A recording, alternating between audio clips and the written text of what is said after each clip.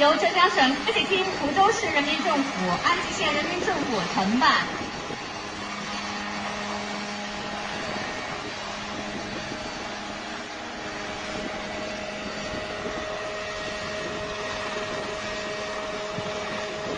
那今天的现场呢，我们也非常的有幸邀请到的是原发音表演队的张信明老师做现场的这个点评。谢谢各位观众。现在直升飞机呢，无人机呢已经这个起飞。那这是掠夺者无人直升机。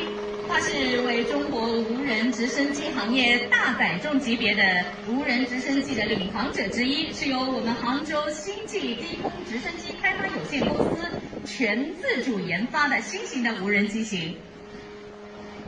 该机呢，机长7.25米，机高2.3米，机宽1.5米，旋翼的直径达6米。最高的飞行高度呢，可飞到3000米，续航总时间呢2个小时，飞行距离呢大概200公里，可最大载重呢200公斤。在无人机直升机里边，目前这是在国内属于超大型的。